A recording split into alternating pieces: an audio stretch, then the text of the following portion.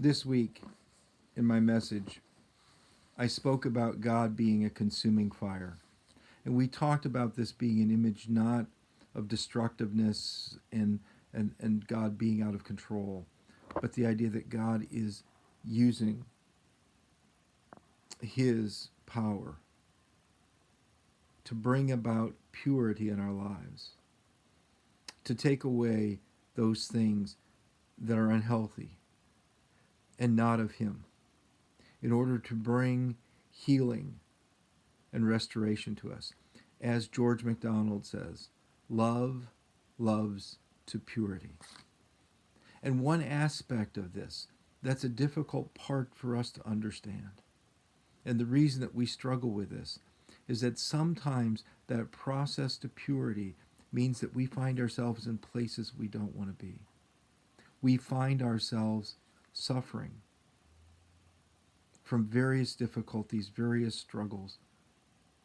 Suffering isn't pleasant ever, but sometimes God can bring good out of it. In the book of Hebrews, it says Jesus learned obedience through the things he suffered. Again, Jesus wasn't disobedient, but he learned better what obedience entailed through the suffering. So there's some passages that I would have you reflect on this week. In Romans chapter 8, verse 28 and then following, it says God works all things together for our good, including those things that are difficult. Elsewhere in the book of Romans, and I just want to read you a couple of these passages. In Romans chapter 5, he says, not only so, and this is verse 3, but we also rejoice in our sufferings, because we know that suffering produces perseverance, perseverance, character, and character, hope. And hope does not disappoint us, because God has poured out his love into our hearts by the Holy Spirit. Suffering produces perseverance that leads to hope. In the book of Hebrews, chapter 12, verse 7 says, endure hardship as a discipline. God is treating you as sons. For what son is not disciplined by his father? If you are not disciplined, then you are illegitimate children and not true sons. And he goes on to say, but God disciplines for our good, that we may share in his holiness.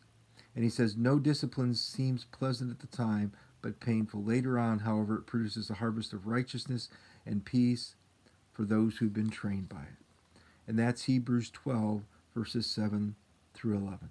Another passage that you could take a look at and meditate on and consider what it's saying. And finally, in the book of James, chapter 1, he says, consider it pure joy, my brothers, whenever you face trials of many kinds, because you know the testing of your faith develops perseverance. Perseverance must finish its work so that you may be mature and complete, not lacking anything. So James 1, Hebrews 12, Romans 5, Romans 8, all tell us that God is working to purify us. And part of the purification process may be those things that you find difficult, hard,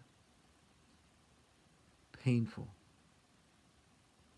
But if we trust in the goodness and the mercy of God, he can take those things and transform them into something for our good, because he works all things together for our good.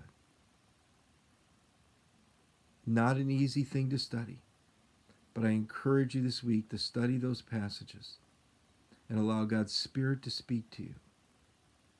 And maybe as you process this, you may discover some of those things that you've gone through, some of those difficulties may better make sense with the perspective of realizing that God may be working to bring about your good even through those difficulties. May God bless you this week.